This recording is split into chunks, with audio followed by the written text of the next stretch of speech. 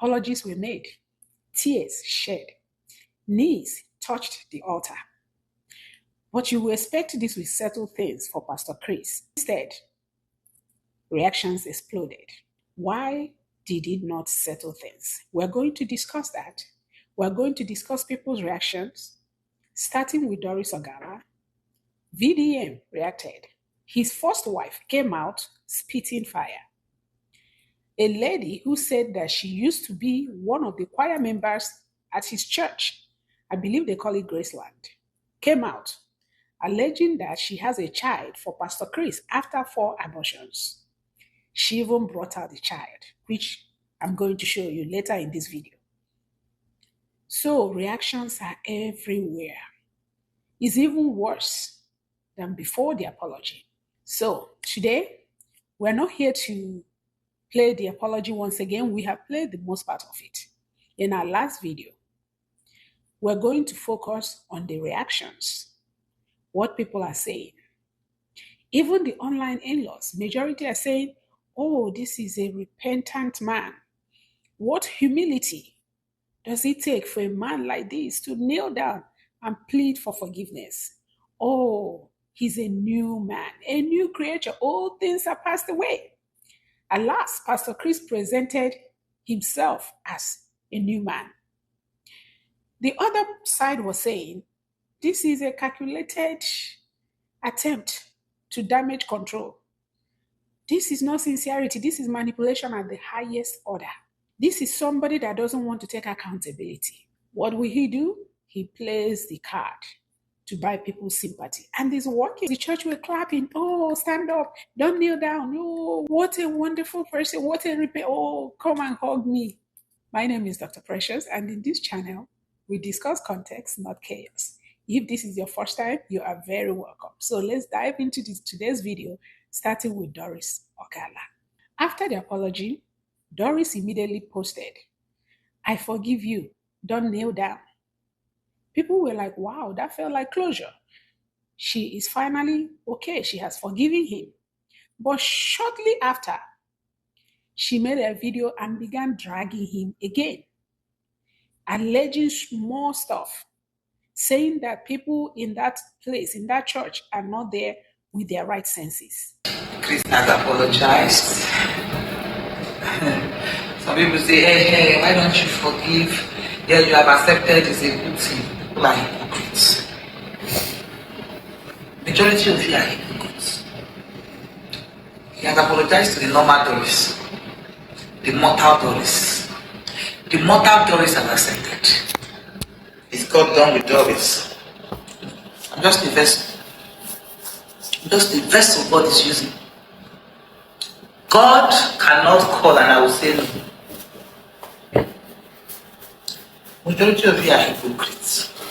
And you have apologized, Doris should accept it. What am I accepting? That he came out and said, all I said is not true. Chris, you have not started. You have not started. The mortal Doris accepted your apology. But God in heaven has not accepted it. Because that apology was not sincere. It was not sincere, but it damaged control. Let me tell you people something. You people don't think that this is ordinary, Abby. People think this is not normal. There is maggot somewhere. There is 5 million maggots somewhere that is being that is in bondage. See all those people in that church is all of them are under hypnosis. Think that is their clear eye. You see full-fledged men that have made money, they use their senses to make money, they are sitting in that church. Clapping. Daddy, ride on. Papa, ride on. I think they are using their clear sense. Are you guys okay? When God is intentional about something, when the judgment of God is upon somebody, don't dare touch it. I'm just the vessel God is using. I'm just the vessel. God is not done using my body. God is not done using my voice. God wants Chris to come out and confess. Majority of the people in that church, they are under bondage. They are under hypnosis. Before you guys started judging me, calling me names, did you ask yourself, was this girl okay? Didn't you think I was under hypnosis? Did you occur to you that something like that could have happened? Did you hear it? People coming out to confess. Did you not hear what happened? What they said?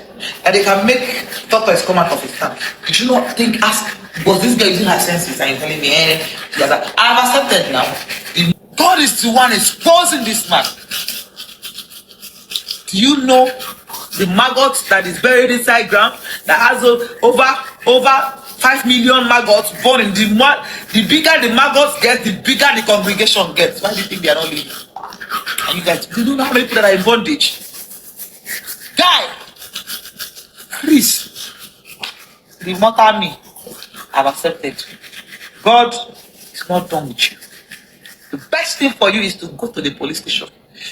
You said everything I said is a lie. That is even the more reason why you should go to the police station and take yourself to the police. Bring yourself to the police. Let me bring myself to the police. Let me bring the evidence. Else, the matter is just starting.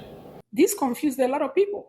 1 minute, you're ready to go carry him up from kneeling. The next minute, you're ready to bring him less slaughter because he's the worst human being ever. But psychologically, it makes sense. It's called trauma bond. So this is where I want to slow down and explain something. Quickly, of course. Trauma bond is when somebody causes emotional harm to another person. But that person is so attached that they cannot be able to process it. Their nervous system is not able to process the pain. So 1 minute, they want to protect the person. They want to hold the person accountable. They're angry. They bust out. The next minute, they run back to the person. And that's how come you see women that are abused or children that are abused or whatever, they keep going back to the abuser. They even start protecting the abuser. They start making excuses for the abuser. It's trauma bond. It's not love. You can't see yourself not being with that person. So your nervous system keeps trying to make sense of it. And that is why you see the up, down, up, down. Let me tell you something. If Pastor Chris were smart enough, he would have played his card differently. And if he did, Doris Ogala would not have come out. Doris Ogala would not have continued to drag him. What is making Doris to be upset is when Pastor Chris demonizes her or denies her. If Pastor Chris acknowledges Doris and whatever relationship they have, you will see Doris start protecting him. But whenever Pastor Chris says something like, mad devil, I don't know her, he sent her insane immediately. Watch, kind of go back and see. If Pastor Chris, the time they started negotiating a little bit, you see, she calmed down immediately. She was even almost trying to protect him. You see her telling VDM, allegedly, of course, to listen to Chris first. Don't release this, don't release that. But the minute Chris opens his mouth in public and says something that will somehow not recognize her, like trying to slight her or trying to act like if she doesn't matter, you see her go back, start exposing him again, start fighting again. So she's still up and down, up and down. She's not healed yet. If this Pastor Chris will say, hey, Doris, you know what? This is my new wife. I'm not even sure I made the right decision. Come, let's talk. I won't be surprised one bit if she goes. And then they will start mapping her plan to damage control what she has done. And then she'll be like, I'm so sorry. I was just angry. You hurt me so bad. It's trauma bond. But anyway, let's continue. Because eventually she will get out of it. I'm hoping she will. That's one angle. Another angle is, you know, Doris keeps saying that she's not normal. She says it with her own mouth, I'm not normal. Do I look normal to you? Could it be that she really isn't normal? If all the things she's alleging is true, that means this man is diabolical. And if he is, does it mean that she is under some kind of influence? She's not acting normal. She doesn't even have any shame. People are commenting, you're ashamed, they shame me. How can you do that? She doesn't feel it. So could it be that she's not in her right senses? All the things she's like, somebody said that if this pastor had asked Doris to go buy her own mother, she probably would, to prove that she loves him. So something is off. These are just possibilities. Could it be she's under some kind of influence? Could it be that she's just trauma bonded? Or could it be that she's just somebody who really doesn't have shame? We don't know. We're just discussing all the possibilities. Something happened between Pastor Chris and Doris Ogala. And Doris is not able to get beyond that thing. Pastor Chris may have moved on, but Doris is very much where they started. Let me tell you, Doris will not be okay until Pastor Chris sends the new wife away. This is all muddled up into jealousy, envy, anger. You did this to me, you did that to me. It's all muddled up. The emotions are not separated yet. So for her to see Pastor Chris doing all this lovey-dovey with the new wife, she's never going to be okay. And that's why she cannot stop dragging him. If you see Pastor Chris alone, separated from the wife, and he acknowledges that Doris will be okay. But as long as Pastor Chris is trying to move on with the new wife, whether voluntarily or by force, the news out there is that he's being forced to marry the girl because the girl got pregnant. And the parents of the girl are a little bit affluent, so they're not the ones to play with. Hence, he's marrying the girl. I don't know if it's true. I don't know if it's a lie. The girl does seem to be in love with him, though. If you watch the body language, she seems to be very much into him. Women are very attracted to power. The fact that that man can mount the pulpit and control such a crowd, that can be very attractive to a lot of women. Women are attracted to men in power, period. Yeah, some women are.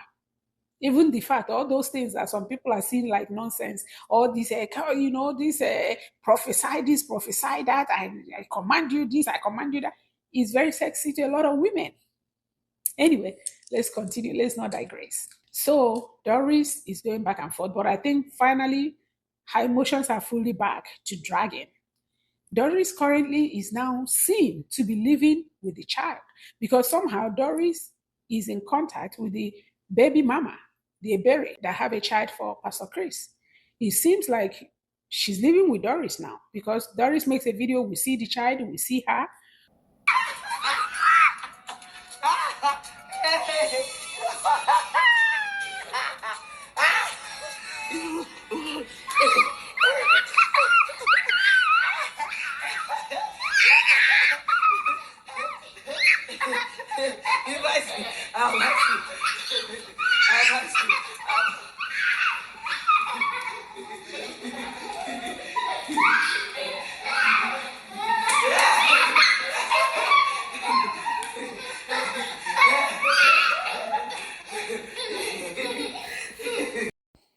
As you can see, that was Doris playing with the child that is supposed to be Pastor Chris's child from Ebere.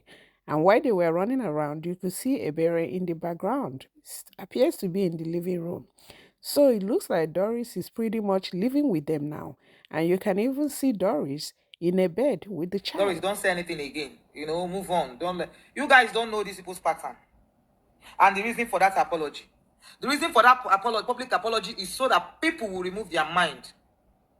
Then they will now be doing what they want to do on the ground. If I post how many people they have sent, some will say they were sent to come and buy me. Some will say, don't come out of your house. Instilling fear. And will say, don't come to social media again. Don't talk. So that they would have power to do what they want to do behind. The only weapon I have on this people is social media. And any day I stop talking, trust me, they might buy me. I said it before. I said it a few times before they tried to kidnap me in my house. If not that I was alive that day, they would have kidnapped me. You guys would not have known that I was kidnapped. That was not an arrest. Because I was not never inside cell. They hid me inside one room. I was never inside cell. Or behind counter. If not that I was live when they came to my house, you guys wouldn't have known that something like that happened. You don't know what is happening behind. The only thing you know is that he has come out to do public apology, to control the narrative, and you people are believing them. A man that said over his dead body will leave DNA for his children, only government can make him do. I'm not after his children or whoever. I'm not fighting for anybody. But I'm only speaking the truth. Since the day the mother of this child reached out to me, and I'm not particular about her relationship with Chris, no. My focus is the child and the abandonment. As a matter of fact, he left to me. I didn't want her to come out on social media. I tried to hold it down. The first day she came, I had to reach out to Chris Okafor's friend, to see how best they could resolve this indoors because of the child. But their usual way of reluctancy and all that. So to police station. I carry God beg una. Make I no begin mention una name. I don't already report to your to first headquarter on your conduct. Muna no come here again. Say Chris, say make we come. Say make we come. They have meeting or interview in your office. Don't let me talk waiting transpire. Don't let me talk waiting transpire. Like I said to you, I don't have confidence in you. I have lost every confidence in you. You cannot handle my case with Chris. Even if Chris reports, I am telling you now on my page. Don't invite me again. I will not come. See, Chris. It's that time you should know that Doris is not afraid of you. It's that time you should know that this pattern of putting fear in people, say, I know. Forget to be your girlfriend. You forget, say, apart from being your girlfriend, say, I know the way you operate. If there's anybody that should be afraid, it's you. Because the worst, you have not seen the worst yet. You tell these people when they go time, they come in, me say, make I get careful. Man, no come out. Man, they say they plan death threats. So they say people they come by yourself with me. All those people they send, don't try them with me, no work. All those messages, I know they fear death. Doris is so intertwined with Pastor Chris that even that, to me, that gives us some kind of comfort to be with supposedly his child. Otherwise, I don't see why she would get so close to that woman and her child. She could help them, but she could still help them from afar.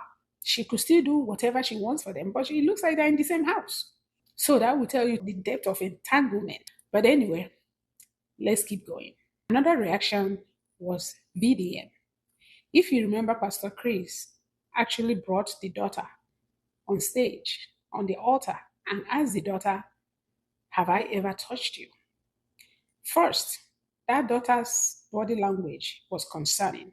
She seems very not there. I'm trying to be careful with the word I use.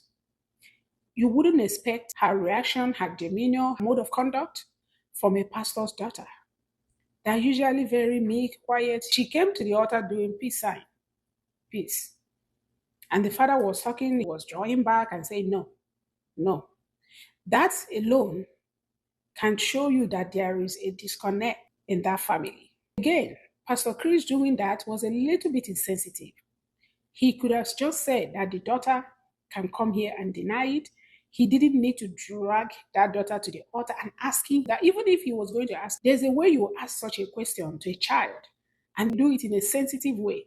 That looked like attack. Chidera, come.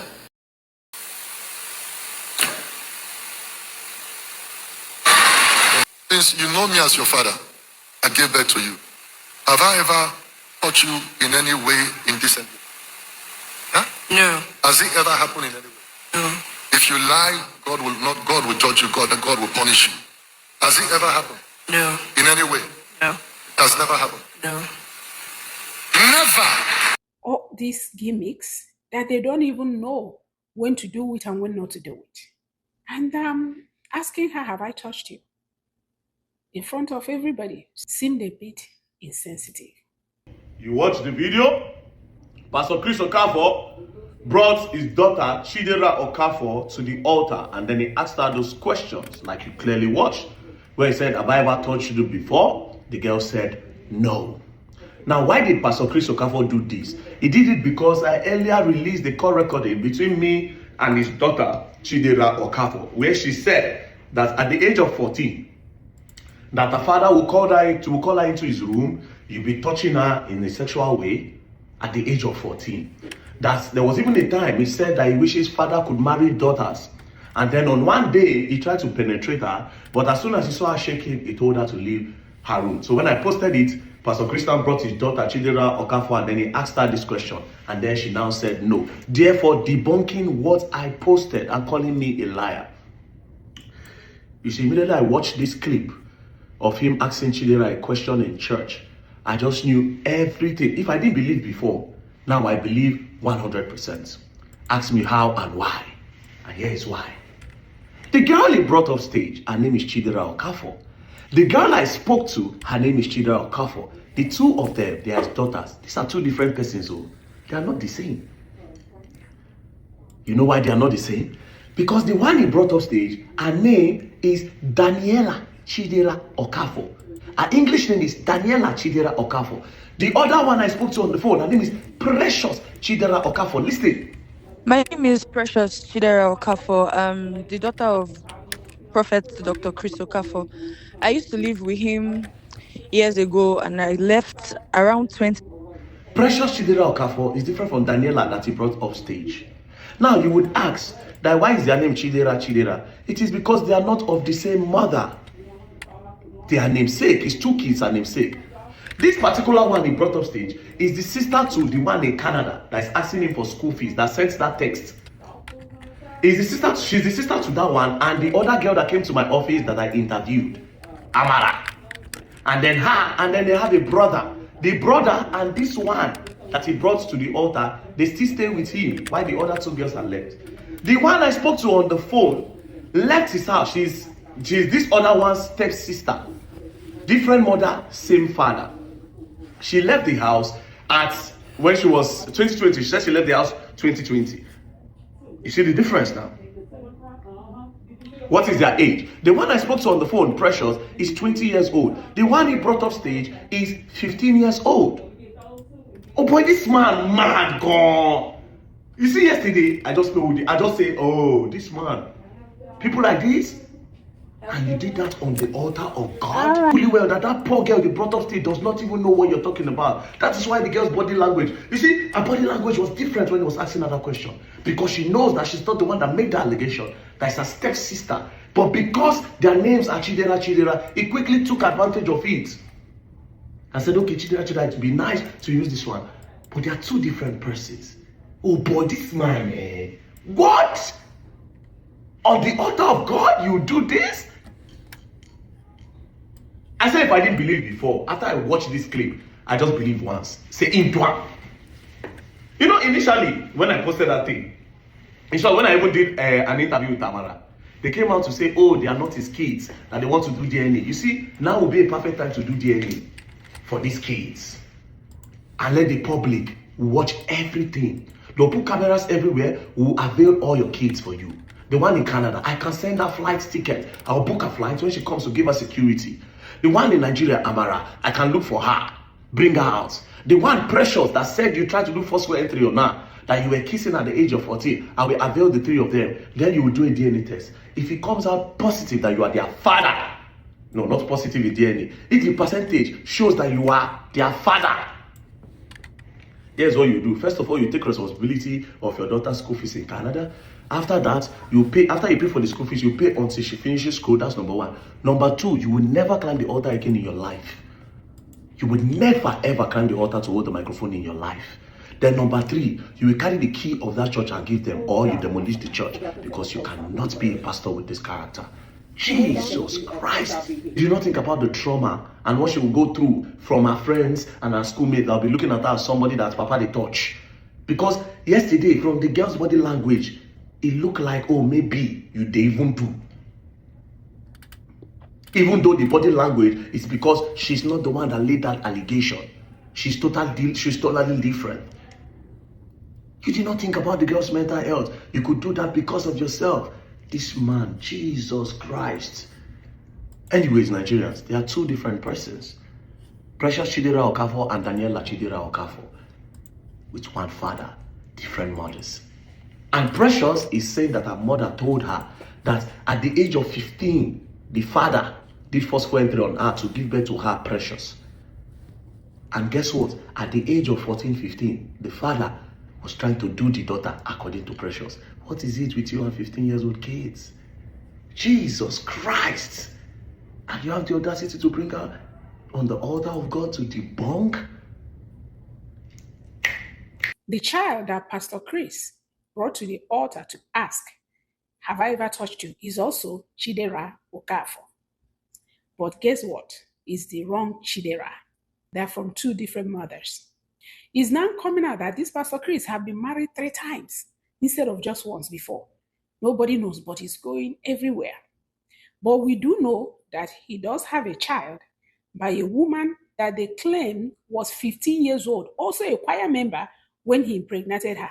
And that woman gave birth to this Precious. Then the wife that Pastor Chris married, that came out just a few days ago, raining insults on him, talking about how he's the devil himself. That one also gave birth to the one that was called at the altar, named also Chidera Okafor. So maybe these women, or he likes the name Chidera, but Pastor Chris have 2 children that are named Chidera Okafor, according to VDM, and he brought the wrong Chidera to the altar. Pastor Chris, if all this is true, that man, even pagans, people who know they go church, they know evil reach like this. Let's dissect that apology a little bit. He started by saying that the ex-wife cheated on him, and even called the brother to the altar to attest to that. If I were advising him, that apology would have been something like this: I'm sorry. I'm just a man. I'm struggling. I have the passion for Christ, but my body is weak. However, all these things that have happened has brought me to a place where I know that I have to make a change. Maybe God allowed these things to happen to get me right. And I will use every fiber in my being to fight to be on the right side of Christ. Because I have the responsibility to lead this church to heaven. I have the responsibility to set a good example. Forgive me. I have sinned. There's no need saying exactly what I did and did not do, but even if it's only one that is true, is major. Forgive me. I'm at your mercy. If he had just said something like that, still do his kneeling down and all that, this case would have had a better chance of closing, or at least getting less public reaction. But no, Pastor Chris wants to demonize the first wife, or is it second wife? I don't know. Demonize the ex-wife and say that he caught her cheating. And that made him to become very insecure. So he now started doing other things. And now he's trying to prove his manhood to himself, blah, blah, blah. That is a little bit of a red flag, because you are still blaming your actions on somebody else. That a woman cheated on you doesn't mean you should go impregnating your choir members. No. That a woman cheated on you doesn't mean you should be going after minors. You should be raping people. You should start doing all the things you're being accused of. It doesn't. So that's number one. The second thing with that apology is, I don't know how many of you know Prophet Iginla, another mega church, mega star pastor. He had a similar case some years back. If you listen to his own apology, that one also had a baby outside wedlock. The wife divorced him, or he divorced the wife, I don't know, but he still made this kind of apology. That apology looks so similar to Pastor Chris's apology. It started with the wife cheating, making them insecure, making them feel bad. It now kind of cascaded into a lot of funny behavior. Maybe I will insert that apology for you to see. When we got home and opened the door, what we saw broke me from that moment. It was a woman I married with another man. This repeated so many times, and this made me feel less of a man. That led to many mistakes. I have to talk because I hardly sleep. My blood pressure is going up, and I don't want to leave this world before my time. And I know you know I'm a gift to you and the body of Christ.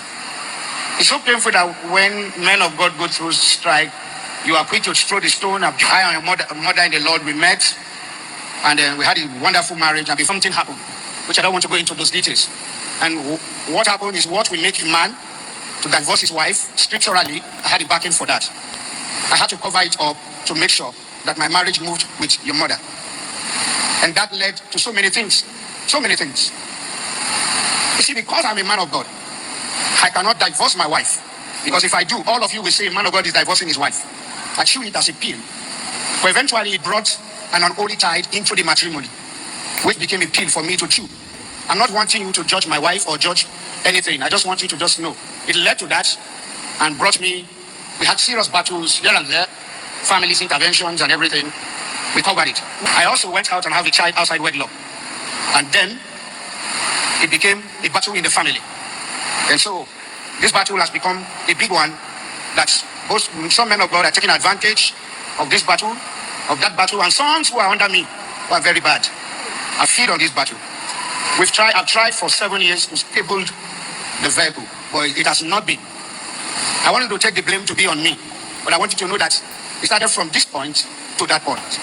As it is now, it has become a pain because when your wife begins to fight you on everywhere you go, insulting you, throwing you, I told her, I said, don't fight me, let's solve this problem in the secret. He has pushed me to this point today that I'm confessing to the whole world. I want the world to know. I wanted to insult me, but I said the day I open up to the world of what's here, because this battle didn't start as if Papa started the battle. She pushed me with this, and I covered her up, and I did not divorce her. And when Mike came, she threw me to the wall, sending, everywhere I go, my wife is calling people, telling people, sending pictures, sending this. So I don't know if this is a script that had been written for them when they cast. If you cast, do this, say that, people will buy it. And of course, when you say a woman was cheating, Africans and women cheating, they know the mix. So a woman is cheating, oh, sorry, how can somebody do that to you? People are already buying into it. Emotions are flowing. Even if the ex-wife did cheat on him, why must he be mentioned at that point? This woman have moved on. This woman, they say, is living in America. She's not bothering you. We haven't had pin from this woman ever since they divorced. Why mention her name? Why? And that is what has now made the woman to come out. Probably Pastor Chris is shocked. Pastor Chris thinks the woman will continue to keep quiet. After all, she's been keeping quiet. But the woman came out and said, no, not this time. And our last video, or was second to the last video, was about the woman's interview. So you can watch that one if you haven't seen it. The woman alleged many things. How Pastor Chris was impregnating women up and down, especially his choir members. So Pastor Chris may have ended up opening a can of worms with that apology. Instead of these things getting closure, it looks like it's just beginning. People that were not interested before, they are now interested. Why? The ex-wife talking was a big turning point in this case. That's a woman that used to live with him, who will know him better than his own wife. And for the fact that this woman stayed all these years, didn't talk. So that now gave much credibility to what Doris Ogala had been saying. That is what now gave this woman that said she has a child for him, that is what gave voice. So that ex-wife coming out did a lot of damage to Chris. And Doris Ogala is the one that have given platform to all these people because maybe they were intimidated before. But now they can see how boldly Doris is dragging this man. And they're thinking, oh, this is something I can do too. Let me get my own pound of flesh because all these people are angry. If Pastor Chris knew he had this much skeleton in his cupboard, allegedly, he should have had a private wedding. How can you promise all these women marriage? Some you have a child by, some have had abortions for you, some is still doing all manners of dirty works for you. All of a sudden, want to come and start singing. The wife will start saying, my boyfriend, my daddy, my sugar daddy, and they'll be watching, and you think they will clap for you? No. As long as that woman is there, they will not be happy. It's called human nature. Especially if they haven't moved on. If they're not in another relationship, if they have not healed. So, my people, that is it about the reactions to Pastor Chris's apology. Today is Wednesday. Probably on Sunday, something else might happen at that altar. Most people are saying that he needs to step down. That is not too much of a request. The smart thing for him to do now is to step down. He doesn't have to lose his church, but put somebody else in charge. When he was making that apology, he should have offered to step down. Let people now say, no, we need you to stay. He would have sounded more credible. But he's not ready for that.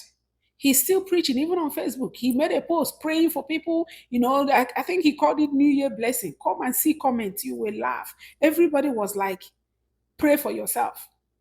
I beg, come out.